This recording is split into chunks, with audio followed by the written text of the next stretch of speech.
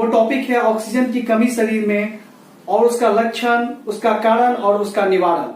उसी संबंधित मैं बातें आपसे करने जा रहा हूं। जब किसी बॉडी में ऑक्सीजन की कमी होती है तो क्या क्या सिम्टम दिखने लगता है, इसी सिम्टम से संबंधित आज मैं टॉपिक रखा हूं। जब ऑक्सीजन की कमी होती है शरीर में, एट फर्स्ट मैं डिस्कशन करना चाहूंगा न्यू बॉर्न बेबी के बारे में, नवजात शिशु के बारे में। जब नवजात शिशु में ऑक्सीजन की कमी होती है तो उसका शरीर रेडनेस से ब्लूनेस की तरफ बढ़ने लगता है। ऐसा इसलिए होता है क्योंकि ऑक्सीजन हम सभी आदमी जानते हैं ब्लड के माध्यम से पूरे बॉडी में रन करता है। जब ब्लड में ऑक्सीजन की मात्रा कमी होती है तो ये रेडनेस जो है सो ब्लूनेस में बदल जाता है। ये हमें सूचित करता है कि बच्चों को अब या जो भी बड़े आदमी में भी ऐसा सिम्टम हो तो बड़े आदमी को भी ऑक्सीजन की आवश्यकता है, जरूरत है।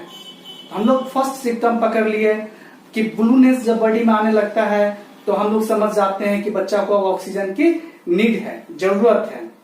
दूसरा सिम्टम है जब ऑक्सीजन के अभाव में पूरे बॉडी में ऑक्सीजन ब्लड के साथ नहीं पहुंचने के कारण धब्बे धब्बे सा उसके बॉडी पर दिखने लगता है।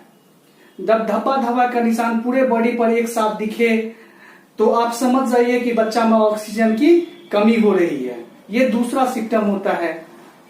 इसी तरह से कई और सिम्टम है जब बच्चे को सांस लेने में तकलीफ हो, जैसे निमोनिया टाइप का प्रॉब्लम होता है बच्चा में, तो वो सांस रुक रुक के लेता है।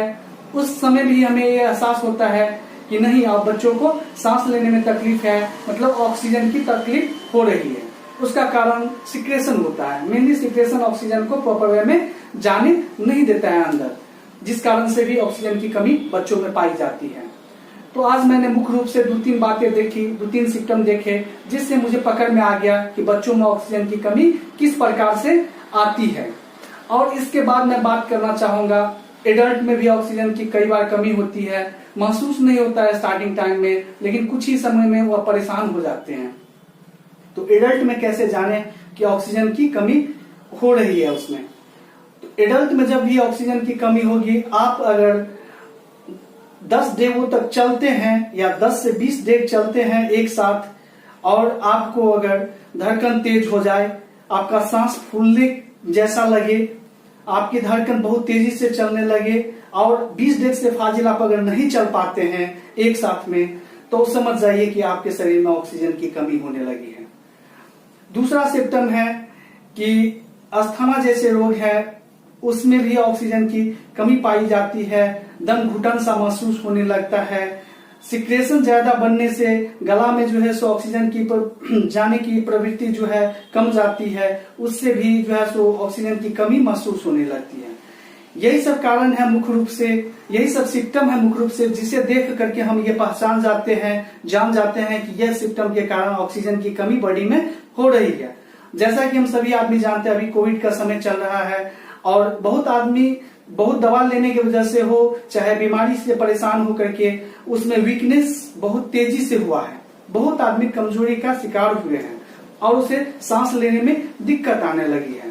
तो उसी संबंधित मैं आज बातें करना चाहता हूं कि उससे निवारण कैसे हो, मैं कैसे उसको दूर किया जा सके। बच्चों में होता है जब भी ऐसा सिम्टम दिखे तो आप तुरंत जो है सो उसे NICU लेकर के या डॉक्टर के पास से नियरेस्ट डॉक्टर से संपर्क करें और उनसे मिले। वो आपको ऑक्सीजन का प्रोवाइड करेगा और उससे संबंधित सारी बात बताएंगे। ठीक है। अगर बड़े आदमी में होता है अचानक घर में ऑक्सीजन नहीं है, घबराहट सी हो जाती है, अब क्या किया जाएगा, अब तो दम फूलने की स्थिति हो गई। पहला सिम्टम तो पकड़ में नहीं आता है कि ऑक्सीजन कमी के कारण हो क्या रहा है। तो उस समय आप ऑक्सीजन की कमी को कुछ हद तक जो है सो अपने एक्सरसाइज के माध्यम से भी टेकअप कर सकते हैं। जब ये लगे कि आपको ऑक्सीजन की कुछ कमी हो रही है, गला में खराश हो रहा है, सिक्रेशन बनने के कारण ऑक्सीजन की कमी आ रही है शरीर में, तो प्राणायाम से या व्यायाम से आप उस ऑक्सीजन को कुछ हद तक कंट्रोल कर सकेंगे। क्योंकि आज के डेट में प्रत्येक घर में कोविड समय में ऑक्सीमीटर की जरूरत पड़ रही है और रखना भी चाहिए ऑक्सीमीटर। जिस प्रकार थर्मामीटर से हम लोग थर्मोमीटर से बुखार नापते हैं, फीवर को टेकअप करते हैं, टेम्परेचर देखते हैं कितना बॉडी टेम्परेचर है, उसी प्रकार से ऑक्सीमीटर से हम लोग ऑक्सीजन लेवल को चेक करते हैं। ऑक्सीमीटर एक ऑक्सीजन लेवल चेक करने का यंत्र है जो लमसम घर में आज के डेट में पाया जा रहा है। ठीक है, ऑक्सीमीटर अगर आपके घर में न हो, पल्स मीटर या ऑक्सीमीटर आपके घर में नहीं है, तब आपको क्या करना चाहिए? जब भी अभी कभी लगे ऐसा ऑक्सीजन बहुत कमी हो रही है, मेरे शरीर में महसूस हो रहा है कि मुझे दम घुटन सा हो रहा है थोड़ा सा, अगर आप लेटे हुए हैं, पीठ के बल लेटे हैं, तो आप एट फर्स्ट पेट के बल लेट जाएं। पेट के बल लेटने से कुछ हद तक, बहुत ज्यादा तो बेनिफिट नहीं, लेकिन 2-4% की जरूर अप डाउन हो सकती है।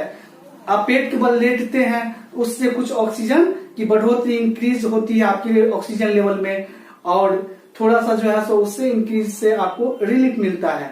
दूसरी है कि आप जो है सो पंखा लेकर के प्राणायाम की स्थिति में बैठ जाएं और एक हाथ से अपने इस नाक को दाबे और दूसरे हाथ से सांस ऊपर की तरफ खींचे, पुनः जो है सो इस फिंगर से इसे दबाकर और इससे फिर बाहर करे। यह प्रक्रिया अल्टरनेट, एक बार इस तरफ से लेना है और इस तरफ से छोड़ना है, दूसरी बार इस तरफ से लेना है, इस तरफ से लेना है और इस तरफ से छोड़ना है। यह प्रक्रिया अगर 20 से 30 बार आप करते हैं अपने घर में, तो ऑक्सीजन लेवल कुछ हद तक आपके कंट्रोल में आ जाता है। उस समय आपको कुछ रिलीफ मिल सकता है, फिर आप सेकेंडरी ट्रीटमेंट के लिए आगे बढ़ सकते हैं।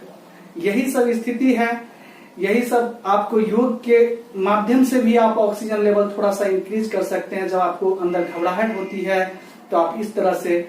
और तीसरी बात है, जो आप अगर कुछ देर सांस को रोक पाए तो रोकने का प्रयास करें, कुछ देरों के बाद पुनः छोड़े, फिर कुछ देरों के बाद पुनः छोड़े। यह प्रक्रिया 5 से 7 बार अगर आप करते हैं तो उससे भी आपको ऑक्सीजन लेवल में इंक्रीजमेंट होता है और उसका बेनिफिट आपको देखने को मिलता है।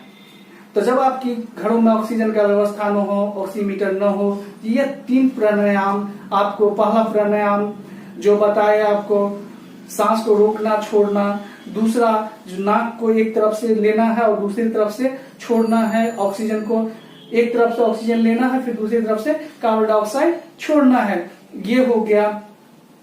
और तीसरी इसी तरह से जो है सो तीनों प्रक्रिया अगर आप कंप्लीट, जो पेट के बल लेटते हैं, अगर तीनों कंप्लीट कर लेते हैं तो आपकी ऑक्सीजन लेवल में कुछ बढ़ोतरी हो जाती है। धन्यवाद मेरे वीडियो को देखने के लिए। इस प्रकार से हम ऑक्सीजन की कमी को दूर कर सकते हैं।